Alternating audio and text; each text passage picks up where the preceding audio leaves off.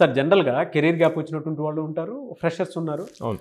దానితో పాటు ఇప్పుడు ఫైనల్ ఫైనల్ ఇయర్ ఇయర్ చదువుతున్నటువంటి స్టూడెంట్స్ కూడా ఉన్నారు. వాళ్ళకి ఇంటర్న్‌షిప్ అనేది రియల్ టైమ్ ఎక్స్‌పీరియన్స్. అది ఎలా సాధించగలగాలి? అంటే జాబ్‌లోకి ఎంటర్ అవ్వక ముందే ఎలా సాధించాలి? అండ్ నేను స్టూడెంట్స్‌కి స్పెసిఫిక్‌గా చెప్పేది ఏంటంటే స్టైఫండ్ గురించి చూడొద్దు. ఎక్స్‌పీరియన్స్ కోసం చూడండి.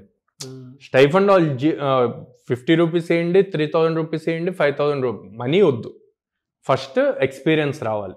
రియల్ టైం వర్క్ ఎక్స్పీరియన్స్ రావాలి. ఎందుకు? మీరు కాలేజీలో నేర్చుకునేదంతా థియరీ. అది ఎగ్జామ్స్కి సెట్ అవుతుంది.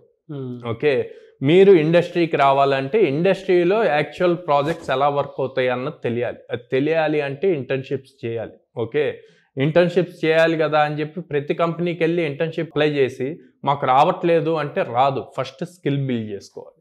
ఓకే, స్కిల్లో ఎంత స్ట్రాంగ్ ఉన్నారు అన్నది మీ రెజ్యూమ్లో మెన్షన్ చేస్తే ఎప్పుడైతే మీరు ఇంటర్న్షిప్కి అప్లై చేస్తారో మీ రెజ్యూమ్ మాట్లాడుతుంది మీకన్నా ముందు.